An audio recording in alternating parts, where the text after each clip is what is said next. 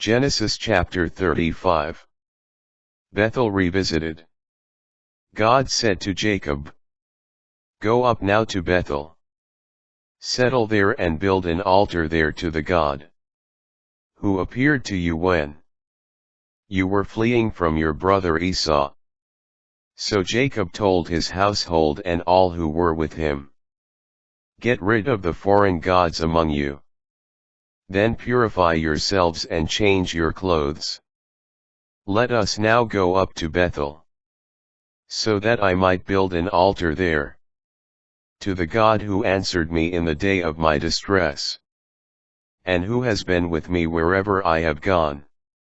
They gave Jacob all the foreign gods in their possession, and also the rings they had in their ears. And Jacob buried them under the oak that is near Shechem.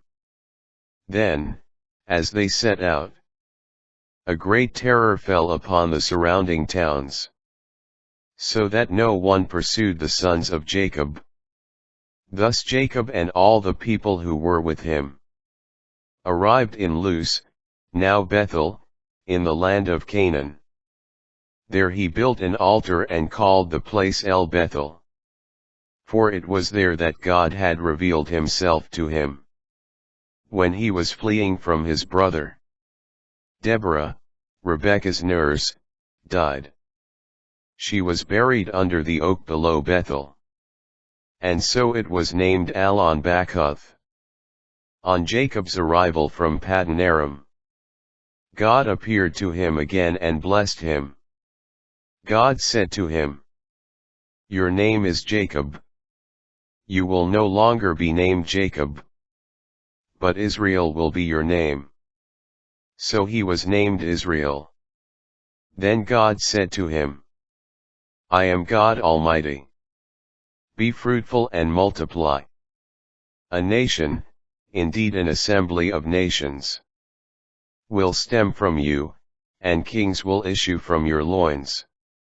The land I gave to Abraham and Isaac I will give to you, and to your descendants after you I will give the land." Then God departed from him. In the place where God had spoken with him, Jacob set up a sacred pillar, a stone pillar, and upon it he made a libation and poured out oil. Jacob named the place where God spoke to him Bethel. Jacob's family. Then they departed from Bethel. But while they still had some distance to go to Ephrath, Rachel went into labor and suffered great distress. When her labor was most intense, the midwife said to her, "Do not fear, for now you have another son." With her last breath, for she was at the point of death, she named him Ben-Oni. But his father named him Benjamin. Thus Rachel died, and she was buried on the road to Ephrath, now Bethlehem. Jacob set up a sacred pillar on her grave, and the same pillar marks Rachel's grave. To this day, Israel moved on and pitched his tent beyond Migdal Eder. While Israel was encamped in that region, Reuben went and lay with Bilhah, his father's concubine. When Israel heard of it, he was greatly offended. The sons of Jacob were now 12. The sons of Leah: Reuben, Jacob's firstborn, Simeon; Levi, Judah, Issachar, and Zebulun. The sons of Rachel: Joseph and Benjamin. The sons of Rachel's maidservant Bilhah: Dan and Naphtali. The sons of Leah's maidservant Zilpah: Gad and Asher. These are the sons of Jacob, who were born to him in Paddan Aram. Jacob went home to his father Isaac at Mamre, in Kiriath Arba, now Hebron, where Abraham and Isaac had resided.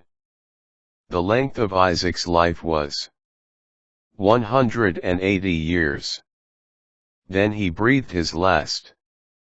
He died as an old man and was gathered to his people. After a full life, his sons Esau and Jacob buried him.